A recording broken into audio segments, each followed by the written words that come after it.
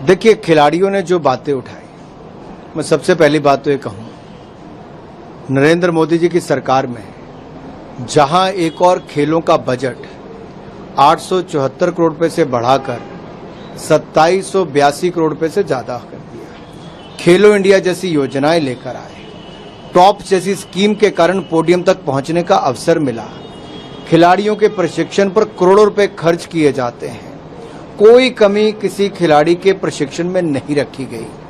300 बड़े खेल इंफ्रास्ट्रक्चर पूरे देश भर में बनाए जा रहे हैं जो लगभग 2700 करोड़ रुपए की लागत से बन रहे हैं। ये सब खिलाड़ियों की जो उम्मीदें हैं उनसे ज्यादा करने का हमने काम, एक प्रयास था हमारा। अभी हम और करना चाहते हैं, भारत को खेलों के क्षेत्र में और मजबूत बनाना चाहते हैं। लेकिन जहां तक खिलाड़ियों की मांग, कुछ खिलाड़ियों की मांग जो रेसलिंग के क्षेत्र में है, उन्होंने जब कहा कि उनके साथ गलत व्यवहार हुआ तो कमेटी का गठन किया गया, उनसे चर्चा करके किया गया। रात के 2 बजे इसकी घोषणा हुई, कमेटी के मेंबर्स बनाए गए, उन्होंने एडिशन करने के वो भी किया गया। कमेटी ने अपनी रिपोर्ट दी, निष्पक्ष जांच की।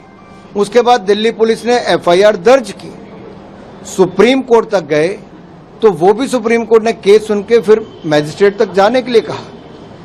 जो कहा, हर गोल पोस्ट अगली बार अगला गोल पोस्ट होता चला गया। हमने कहीं पे कोई कमी नहीं छोड़ी, खुले मन के साथ, खुले विचारों के साथ उनकी बात सुनी भी गई।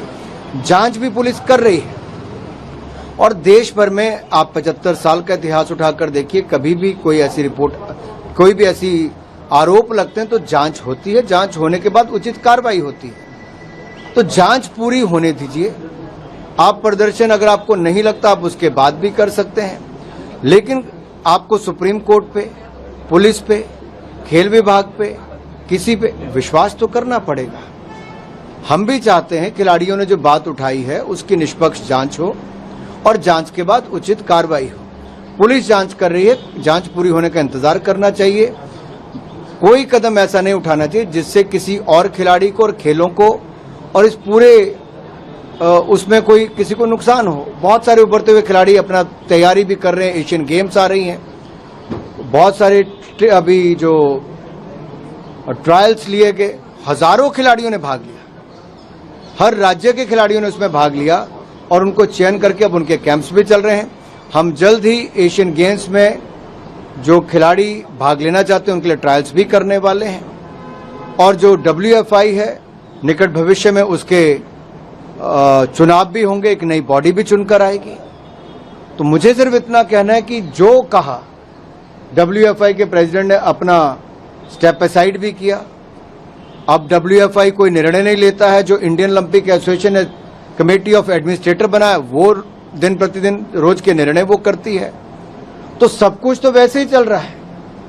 आखिरकार जांच तो नियमों के अनुसार ही होगी, कानून के अनुसार होगी और जांच पूरी होने के बाद उचित कार्रवाई भी की जाएगी। सर, पूरे मामले में जैसे कुछ संगठन या कुछ राजनीतिक दल लगातार इन्वॉल्व हुए हैं, इससे क्या आपको लगता है कि इसके पीछे कुछ राजनीति भी चल रही है? Politicisation of this protest. तमाम जो विपक्ष के नेता है वो बार बार संपर्क कर रहे हैं खिलाड़ियों से। सर, आप अपील करते हैं दोबारा कि वो धरना प्रदर्शन से मैं 2 बातें कहूंगा। पहला प्रश्न आपका है कि राजनीतिक दलों, मैं इतना ही कहूंगा, खिलाड़ियों ने स्वयं कहा था जनवरी महीने में कि ये प्लेटफॉर्म राजनीति करने के लिए नहीं है और किसी राजनीतिक दल को चाहते भी नहीं है। लेकिन बाद में राजनीतिक दलों का, ट्रेड यूनियंस का, कईयों का आना हुआ। मैं उस पर कोई टिप्पणी नहीं करना चाहता कि इस मंच पे कौन कौन आया, लेकिन मैं इतना जरूर कहूंगा, मेरे प्रिय खिलाड़ियों, आपको